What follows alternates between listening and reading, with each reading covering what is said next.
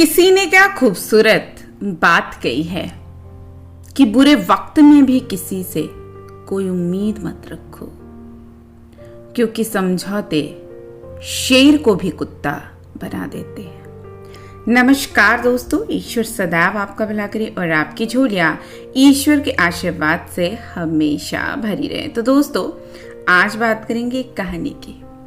ये कहानी उन लोगों के लिए है जो अपने जिंदगी के बहुत बुरे दौर से गुजर रहे हैं। कोई रास्ता समझ नहीं आ रहा कि क्या करें, जिंदगी की परेशानियों से बाहर कैसे निकलें। तो ये कहानी एक ऐसे व्यक्ति की है जो व्यापारी था, लेकिन उसका व्यापार डूब गया, पूरी तरह से निराश हो गया, अपनी जिंदगी से बुरी तरह थक चुका था, अपनी जिंदगी से तंग आ चुका था। कितनी बार मरने के बारे में सोचता था। एक दिन परेशान होकर वो जंगल में गया और जंगल में काफी देर अकेले बैठा रहा। कुछ सोचकर उसने अपने भगवान से मन ही मन बात करना शुरू किया। उसने कहा, मैं हार चुका हूं, मुझे कोई एक वजह बताइए कि मैं क्यों ना हताश हूं। मेरी जिंदगी में सब कुछ खत्म हो चुका है। मैं क्या करूं कि मैं परेशान न हूं। हे मेरे मालिक, मेरी सहायता कीजिए। जब वो अपने अंदर से अपने भगवान से बात कर रहा था, तभी उसे ऐसा महसूस होता है कि उसके कानों में उसे एक आवाज सुनाई देती है। वो आवाज उसके अंतरात्मा की आवाज थी, जो उसके प्रभु के रूप में उसे सुनाई देती है। वो आवाज कहती है कि तुम जंगल में इस घास और बांस के पेड़ को देखो। जब मैंने घास और इस बांस के बीज को लगाया, तो मैंने इन दोनों को ही बहुत अच्छे से देखभाल की, इनको बराबर पानी दिया और बराबर रोशनी दी। घास बहुत जल्दी बड़ी होने लगी और इसने धरती को हरा भरा कर दिया, लेकिन बांस का बीज बड़ा नहीं हुआ। लेकिन मैंने बांस के लिए अपनी हिम्मत नहीं हारी। दूसरी साल घास और घनी हो गई, उस पर झाड़ियां भी आने लगी, लेकिन बांस के बीज में कोई वृद्धि नहीं हुई।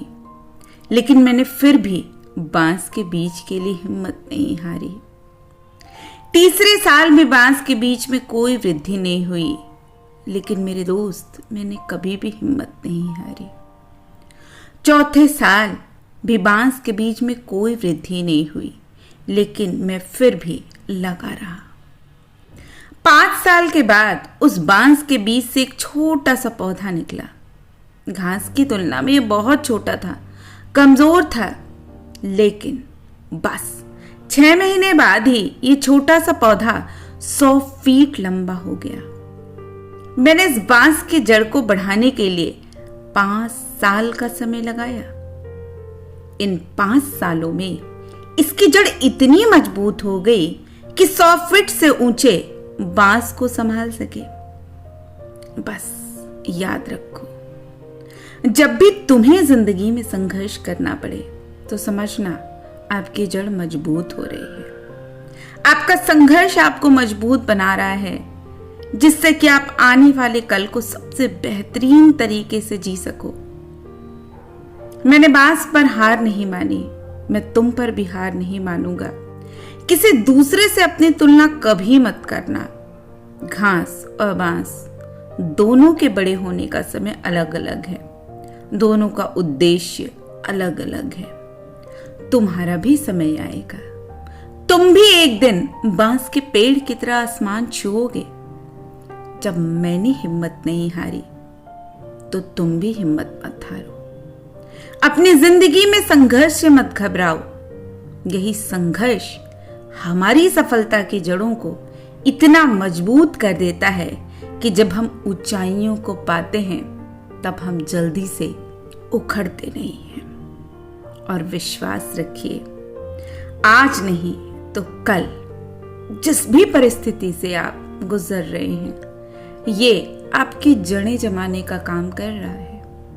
और एक दिन आपका भी दिन जरूर आए।